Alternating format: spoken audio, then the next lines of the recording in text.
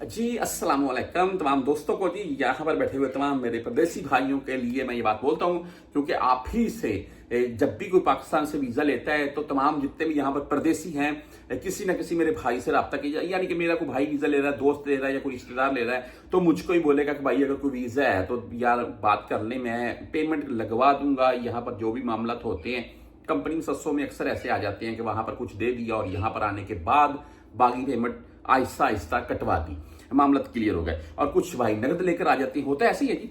बहरहाल ये हमारी जो वीडियो है, मैं अभी इसके मतलब तफसील लिख रहा था, ये कुछ मामला सामने देखने को मिल रहे हैं मुझे कि सऊदी अरेबिया से जब भी कोई यहाँ से मेरा परदेसी भाई जाता है, चाहे आप पाकिस्तान जा रहे हैं, इंडिया, बांग्लादेश या कहीं भी, सुन लें, आप छुट्टी लगवा कर गए, आप इस वक्त के कानून के मुताबिक छुट्टी लगवा कर गए, आप वीजा लेकर आ सकते हैं। लेकिन उसमें भाई बहुत से मामला हैं, बहुत सी कैटेगरी हैं उसमें भी। मिसाल के तौर पर आपका इकामा कितना बाकी है, छुट्टी कितनी बाकी है, कफील का आपके पीछे जो उसका मकतबी अमल का मामला क्लियर है नहीं क्लियर है, पीछे से आपका इकामा वैलिड होने की सूरत में कफील कुछ कर सकता है नहीं कर सकता, वो बहुत सी कैटेगरी होती है। उसमें बहुत से भाई इंटर हो जाते हैं न्यू वीजा के तौर पर, बहुत से भाई नहीं होते हैं, उनके ऊपर कोई ना कोई किसी किस्म का मामला होता है।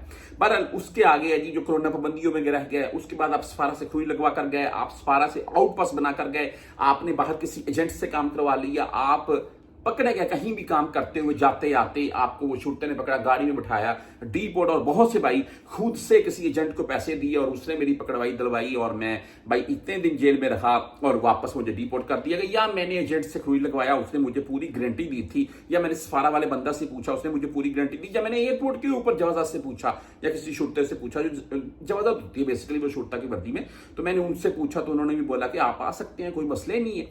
तो भाई इन सूरतों में आप क्या दोबारा सऊदी अरेबिया आ सकते हैं। मिसाल के तौर पर उम्रा वीजा के तौर पर, यहाँ पर वर्क वीजा के तौर पर, यहाँ पर विजिट वीजा के तौर पर। और एक चीज और वाज़ेह कर दूं, मैं यहाँ पर बैठे हुए जितने मेरे परदेसी भाई हैं, यहाँ सऊदी की बात कर रहा हूं मैं, अगर आपका इकामा एक्सपायर है, हरूब है, या कोई भी किसी किस्म का और मसला है जिसकी सूरत में आप इलीगल वाला मामला, यानी कि सायका सामल मंजली भी अगर बाहर दिहाड़ी लगा रहा है ना, तो वो भी इलीगल है। आप तमाम दोस्त जानते हैं, जब भी पकड़ा जाएगा बदून कफील के जुमरे में रखकर उसको डीपोर्ट छूटता कर सकता है, ये वाज़ेह है। यहां पर जितने भाई हैं वो अगर उनका इकामा हरूब या कोई किसी किस्म का इलीगल वाला मामला है, यहां अपने आप को भाई लीगल करवा लें या एक्सट चले जाएं।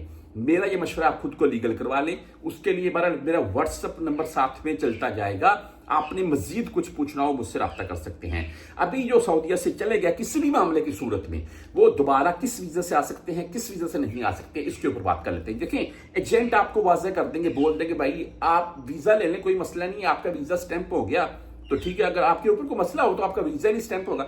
देखिए यार, मैं गारंटी देता हूं पाकिस्तान से वीजा स्टैंप होते हैं। आप उम्रे का वीजा ले लें स्टैंप होगा, आप विजिट वीजा ले लें स्टैंप होगा, आप वर्क वीजा, बहुत से भाइयों को स्टैंप होते हैं छुट्टी गया होने के, लेकिन आने के टाइम जो मेन जो दरवाजा है ना, जो मेन इंटरेस्ट है जिससे हमने हमारा सारा मामला क्लियर होना होता है, वो है यहाँ आप किसी भी एयरपोर्ट के ऊपर जब उतरते हैं तो वहां पर जब एमिग्रेशन में, यानी कि जहां पर हमारे फिंगर होते हैं 10 के 10, हमारी पिक्चर आती है, तो वहां पर होता है। वहां पर अगर आपका मामला शो होता है कि मना दखूल मरहल बदून, तो भाई उस वक्त आपको अलहदा कर दिया जाता है और आपको वापस भेजा जाता है। लेकिन इसमें यह है कि सुन लें, इसमें आपका मिसाल के तौर पर आप पाकिस्तान से वीजा लगवाएंगे, वीजा नहीं स्टैंप हुआ तो आप नहीं आ सकते।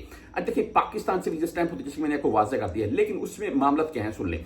आपने जब भी वीजा लेना है, आप तमाम दोस्त जानते हैं 2, 4, 5 लाख 7 लाख तक का वीजा उम्रे के तौर पर भी को आ रहा है, 2, 2.5, 3 लाख 3.5 लाख तक लगा रहा है। तो भाई देखिए, जब भी आपने लाखों लगाने हैं उससे पहले आप अपना मामला जरूर चेक करवाइएगा। यहां सऊदीया में आपका कोई दोस्त भाई अहबाब बैठा हुआ है, उसको बोल दे, मेरा व्हाट्सएप चलता जाएगा, आपने मजीद कुछ पूछना हो मुझसे पूछ सकते हैं। मैं थोड़ा लेट रिप्लाई के लिए तखीर हो सकती है आपको, उसके लिए माजरत खाऊं मैं। आप अपना मामला जरूर चेक करवाइएगा, उसको मतार पेपर, तरहील पेपर, आप तंजीफ पेपर, आप उसके अलावा जवाजात के 20 किस्म के पेपर हैं, लेकिन हर पेपर की अलग कैटेगरी है, ये आपको भी क्लियर कर दूं मैं।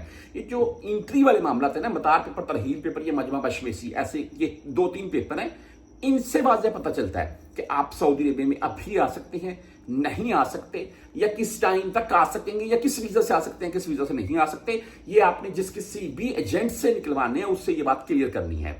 तो ये तमाम दोस्त जो यहां से जा चुके हैं वो अपना मामला जरूर चेक करवाएं, तब वीजा लें। जो यहां पर मौजूद हैं वो अपने आप को लीगल या खरूज दोनों में से एक काम जरूर करें। बाकी मैंने व्हाट्सएप दिखा दिया, आपको मजीद कुछ पूछना हो मुझसे रब्ता कर लीजिएगा।